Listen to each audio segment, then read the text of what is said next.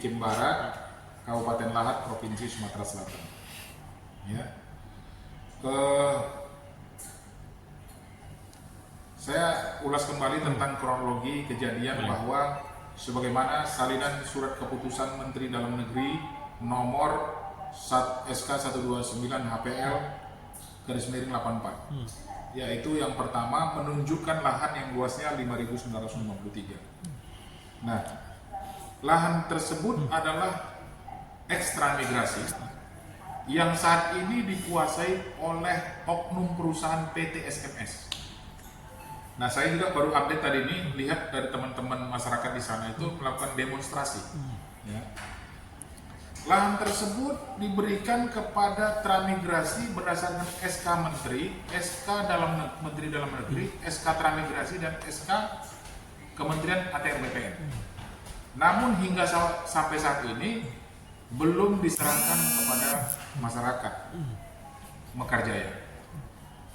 Nah, itu sebenarnya sudah diberikan SK, ya, sertifikat untuk pemukiman itu seluas 2.500 meter per kakak sebanyak 300 kakak.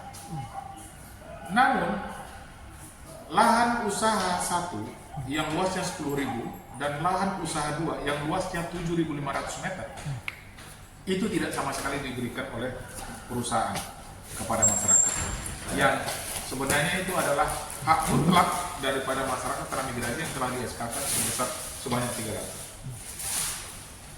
Nah, kemudian objek tanah adalah lahan ekstra migrasi ke-4 UPT lebih kurang seluas 5.953 hektar tadi, yaitu yang telah diduga dirampas oleh oknum perusahaan PT Sawit Mas, yang mana PT Sawit Mas ini dulu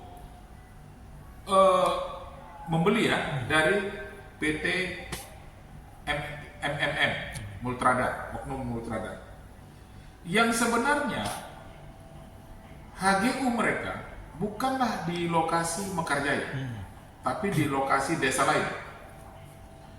Nah, diduga karena mereka tidak bisa menguasai di desa yang sebenarnya di mana letak HGU mereka, maka mereka caplok yang punya Mekarjaya. Nah, dalam hal ini sudah banyak surat yang telah masuk dan kami juga sudah melaporkan ini kepada Mabes Polri, yaitu Satgas Anti Mafia Tanah Polri, dan sekarang lagi berproses di Mabes Polri di Bareskrim.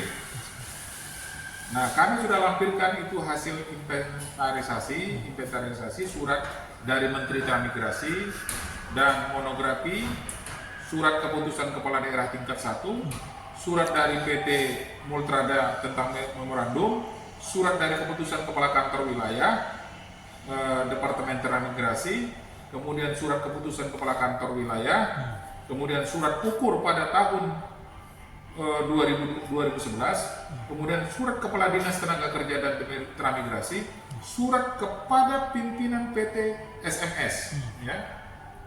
Kemudian berita acara permasalahan desa.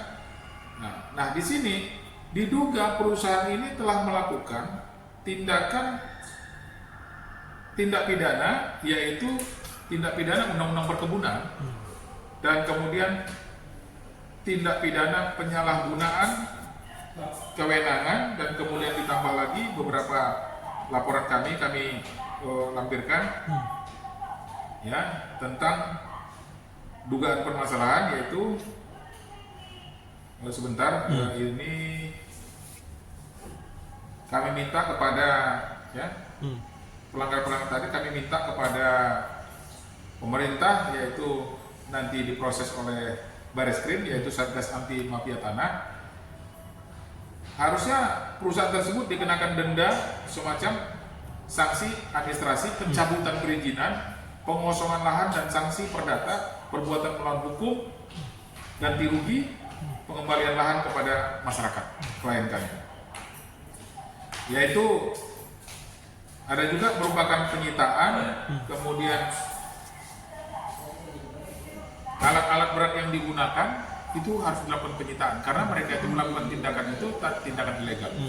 Nah, kami minta kepada Bapak Kapolri melalui Satgas nanti ini, ya kami sudah melaporkan itu pada tanggal sebentar, pada tanggal ini ada tanda terima laporan pada tanggal 18 April 2026. Nih, masih baru. ya. Jadi sudah ada tanda terima dari kantor advokat Iskandar Halimunti SHMH. Nah, jadi kami minta nanti kepada Dirtipidum, ya, Kabareskrim untuk menindaklanjuti dan memanggil para yang terkait, yang terkait, dan kemudian memanggil para oknum perusahaan yang kami laporkan. Karena ini sangat miris ya, kita melihat masyarakat di sana tidak mendapatkan apa-apa dan kehidupannya sangat miskin, ya kan? Dan kemudian jalan yang sangat rusak. Jalannya rusak, bahkan jembatan banyak yang dirusak oleh perusahaan agar mereka itu kesulitan untuk akses ke kota atau ke kecamatan untuk belanja. Jadi sehingga di situ cara modus oknum perusahaan ini menguasai lahan tersebut. Yang akhirnya per hari ini tadi dilakukanlah demo besar-besaran memang. Saya melihat demo besar-besaran di oleh masyarakat di daerahnya Lahat, iya, di tempatnya pas di Kikimaret. pas di perusahaan yang PTSMS tersebut. Jadi saya juga sering komunikasi dengan Pak Bupati. Pak Bupati menyampaikan bahwa ini sebenarnya Pak pengacara ini tidak sanggup kalau dari kabupaten saya yang timur, tapi ini dari pusat. Kan waktu itu Pak Bupati, Pak Bursa juga sudah ke DPR RI Komisi 2, dia mengumpulkan mengumpulkan data-data masyarakat di sana agar nanti menyurati perusahaan tersebut dan menyurati BPN dan bagian perizinan untuk itu segera lahan tersebut diserahkan kepada masyarakat. Jadi saya sebagai kuasa hukum masyarakat mohon kepada Bapak Kapolri, ya kan, karena laporan kami sudah masuk di Satgas Anti Mafia Tanah, mohonlah diproses, ditindaklanjuti dan memanggil orang-orang yang terlibat di dalam persoalan barangkali. Bang, terakhir, sampai nunggu berapa lama Bang untuk mendapatkan update dari para penyidik Mabes Polri? Ya, ini kan kita belum ada informasi ya, pemanggilan lagi. Nah, nanti tetap kami tanyakan kembali kepada Mabes sampai di mana laporan pengaduan kami. Ya, karena ini nggak boleh dilambat-lambatkan, ini kan persoalan masyarakat. Kita tahu bahwa ketika merugikan masyarakat, Bapak Presiden Prabowo kan memberikan advis ya kepada masyarakat yang diambil asetnya oleh perusahaan oknum-oknum perusahaan yang nakal segera dicabut izinnya, kan itu udah janjinya. Nah, kemudian HGU mereka juga sebenarnya sudah mati tahun 2023. Jadi tidak ada HGU itu tidak ada lagi mereka di sana.